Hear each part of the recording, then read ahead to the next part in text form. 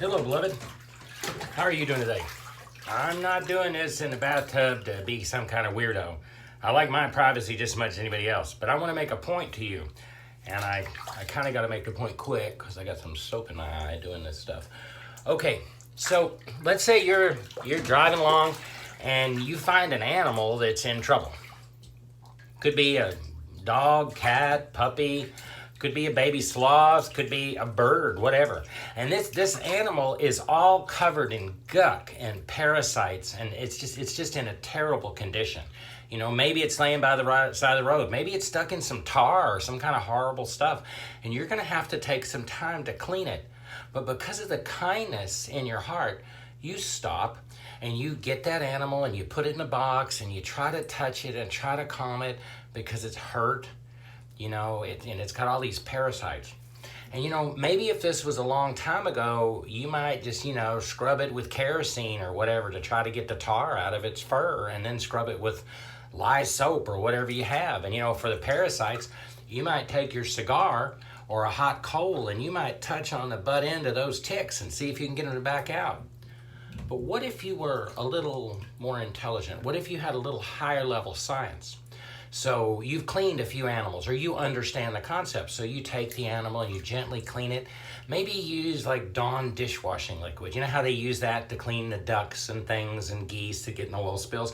Well, you're cleaning this whatever animal. You imagine whatever you want. I'll think of baby sloth. So baby sloth or puppy or something. You're cleaning it. You're gently trying to get all that guck out of its fur. It's been dirty for a long time. It's been wild. It's going to have smells coming out of its skin.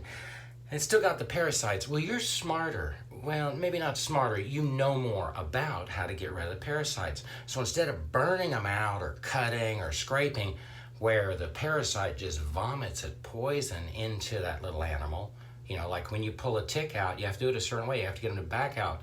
Because if not, all that guck, they just vomit toxic poison. Well, you're smarter than that.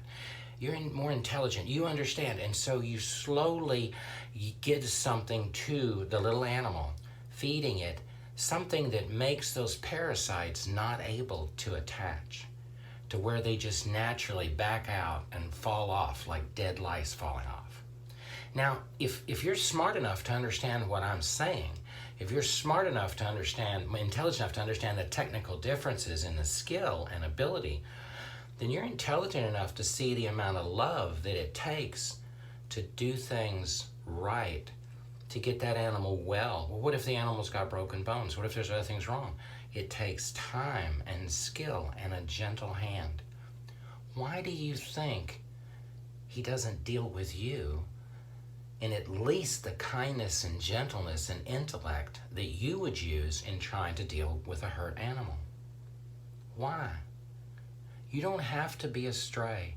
Let him love you. Let him care for you.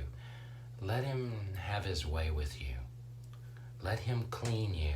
He'll get the parasites out. You can't do it. You're going to rip and scrape and tear it yourself because you're going to think, oh, I'm so lucky. He knows it's not you.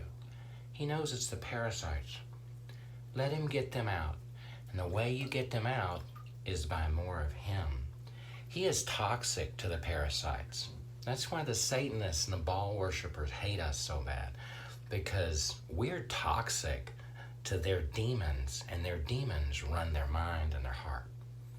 Don't let evil ideas about the Lord keep you from getting everything. Get everything He's got for you. You're His, beloved. See you on the flip side. Now I gotta get the rest of the soap out of my eyes. God bless.